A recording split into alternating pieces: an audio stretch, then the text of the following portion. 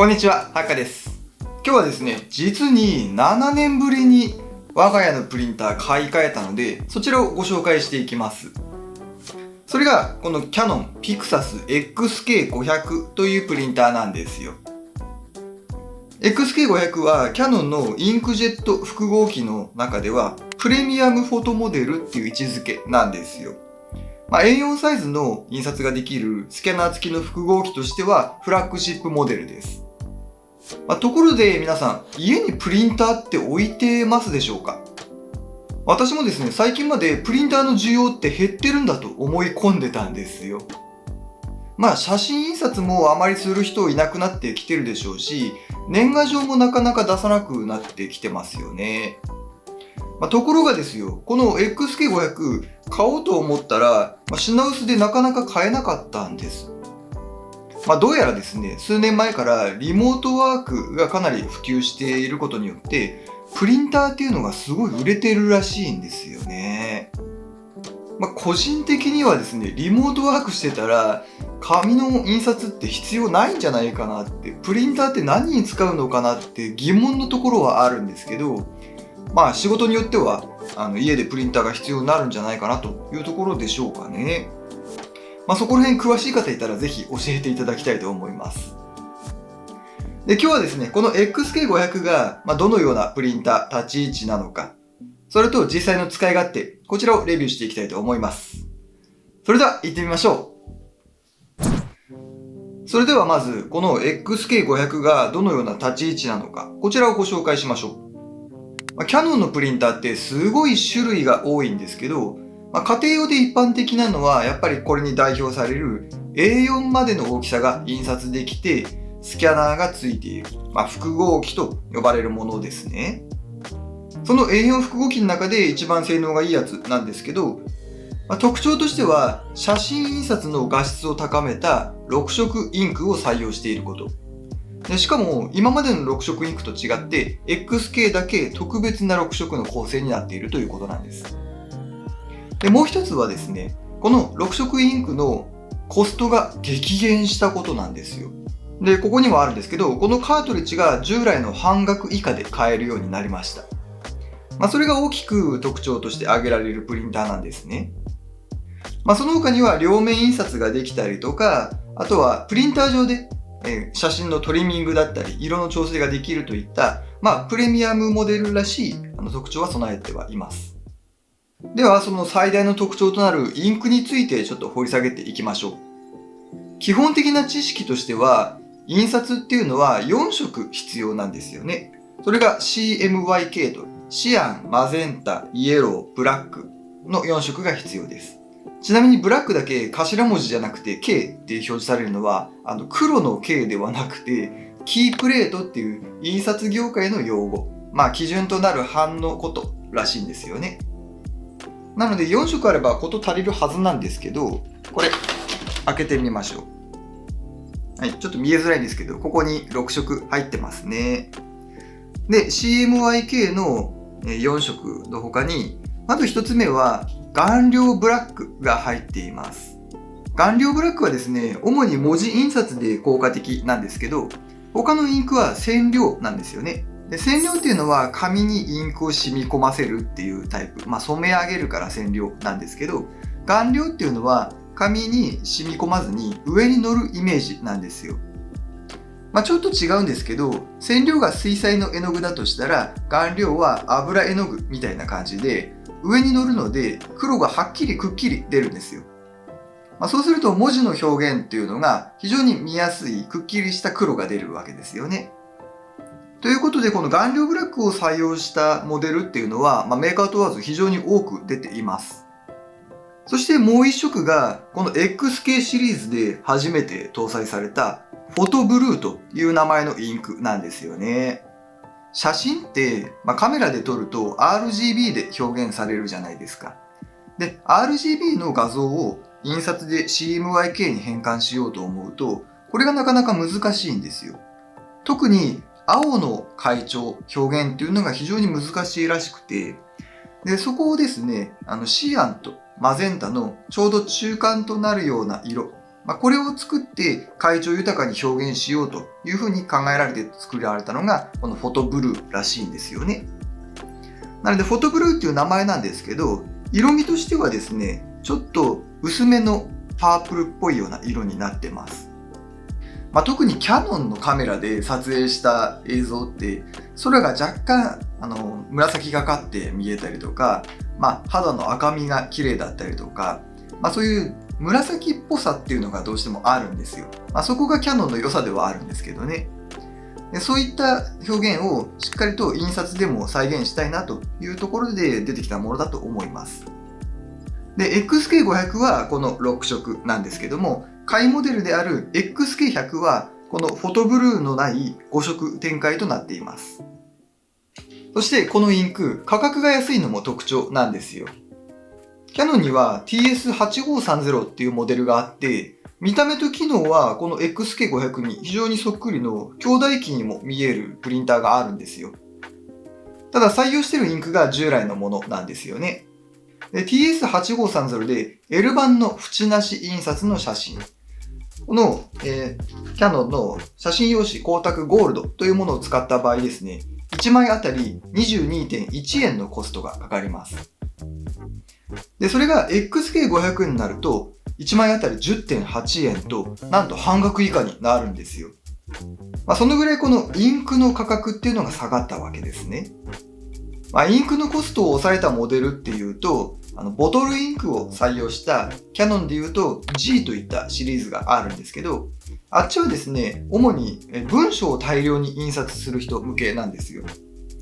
なので写真を印刷する用途として高画質さとランニングコストを抑えたっていう、その両立さを狙ったのがこの XK500 なわけです。じゃあ TS じゃなくて全部 XK で良くないって思うじゃないですか。そううまくはいかないんですよね。XK シリーズはですね、本体が高いんですよ。この XK500 も約5万円くらい。下位モデルの XK100 でさえ4万円くらいするんです。で TS っていうのは、安いやつだと1万円台からあって、フラッグシップの TS8530 ですら3万円台で買えるんですね。従来からプリンターっていうのは本体安くしてインク代で儲けようっていうビジネスモデルだったと思うんですけど、インクを安くする代わりに本体高くしましたよっていうのもなんだかなっていう感じはしますよね。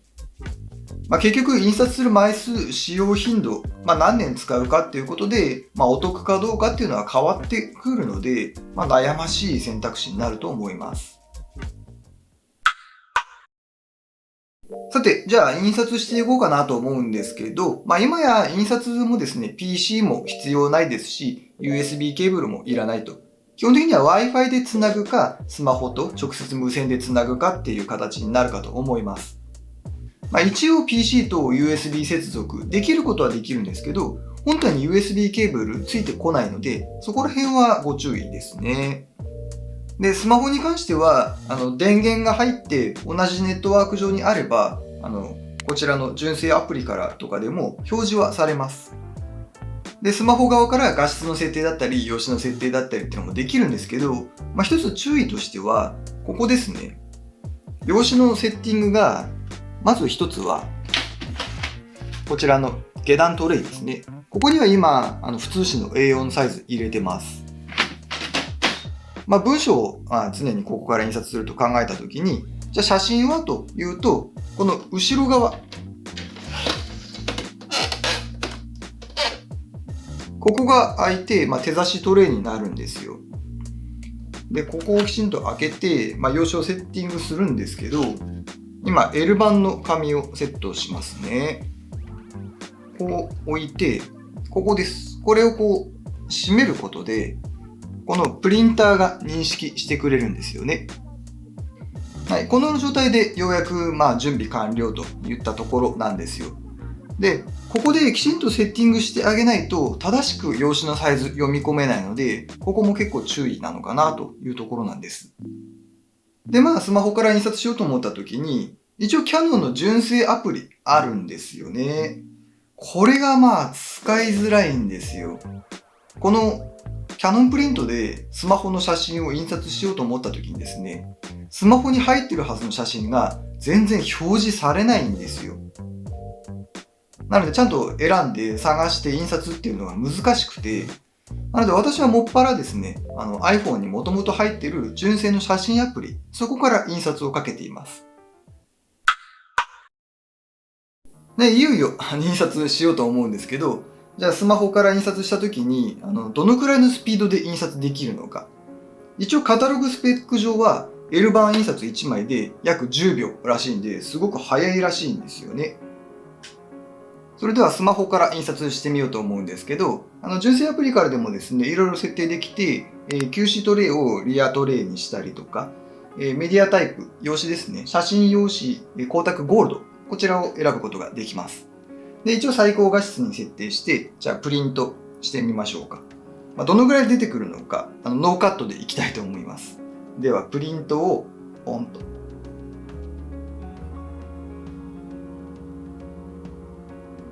画面は変わって動き始めましたよね。じゃあこれがどのくらいで出てくるのかですよね。はい、準備始めてます。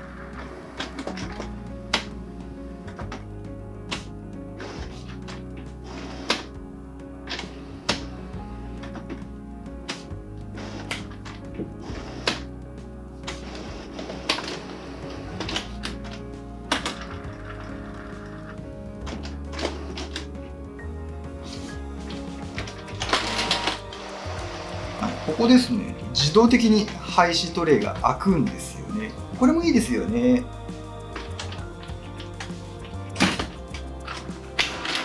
はい、今、用紙が入っていきました。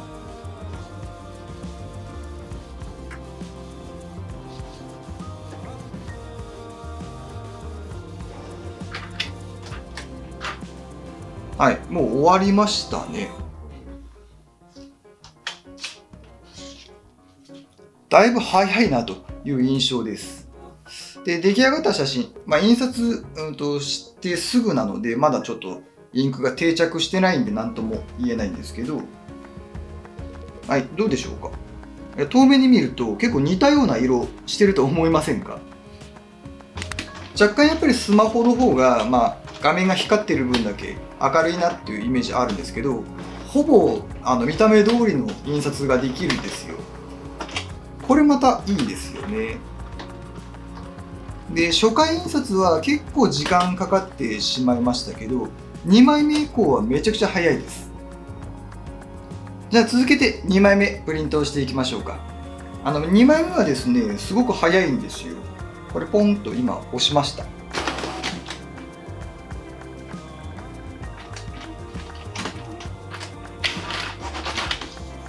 はい。すぐに用紙入っていきましたよね。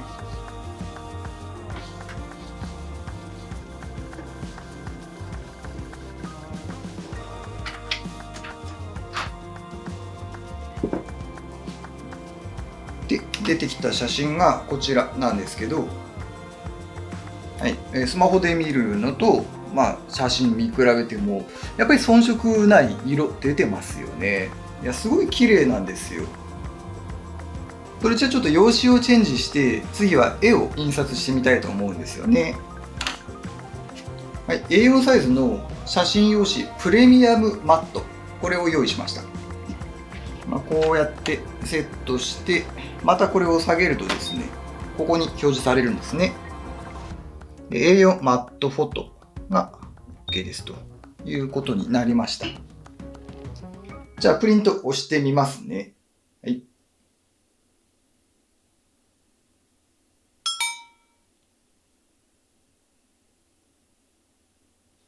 はい、ちょっとトラブりまして、Wi-Fi 設定うまくいかなかったです。ようやくプリンターとスマホをつなぐことができたので、もう一回印刷してみようかなと思うんですよ。で、今、絵を印刷しようとしてるんですけど、A4 の方に、16対9で描いた絵を印刷しようと思ったら、重央比違うじゃないですか。縦と横のバランスですね。それを、加味して、縁ありで印刷したいと思います。それじゃあ A4 縁ありカラーモードで、マットフォトペーパーで印刷して、どのぐらい時間かかるか見てみましょう。はい、プリント押しました。これでいくと思うんですけどね。さっきここでエラーが出ちゃったんで、行きました、行きました。はい。このパネルが閉じてるとダメみたいですね。はい。これを開けることにいきました。で、A4 サイズなんで、先ほどの L 版よりはだいぶ時間はかかると思います。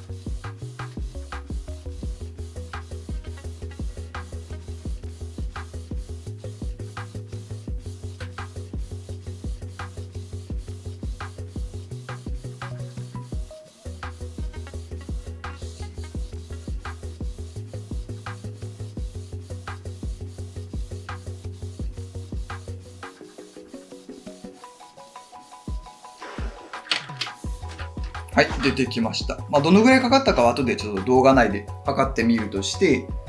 こんな感じの仕上がりですよ。はい、子供がデジタルで描いた絵にはなるんですけど、やっぱりマットフォトペーパー、こちらで印刷することで、ちょっと絵画っぽくなるかなというところなんですよね。はい、今回ですね、子供がデジタルで絵を描くっていうことで、夏休みの自由研究でデジタルとアナログの何が違うのかとか、アンドゥができるとか、拡大ができるとか、そういったことをテーマにして研究してたという話なんですよ。それで、プリンター買ったっていうのもあるんですけどね。写真でも絵でもデジタルでいろいろ済んでしまうんですけど、こうやってプリンター使うと新たな発見があって楽しいと思います。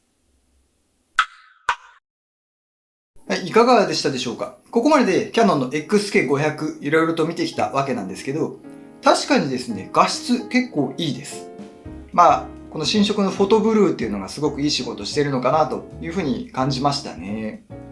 こういう特に空とか海の青さというのを表現しようとした時に階調が豊かになってるんじゃないかなというふうには思いました。あとスマホで見た時の色の再現性も悪くないですね。写真でも絵でもしっかりと高画質で印刷したいという方にはぴったりなプリンターだとは思います。ただですね、使っててすごく気になる部分としては、中身が全然進化してないなっていうところなんですよ。中身というのはソフトウェアの部分ですね。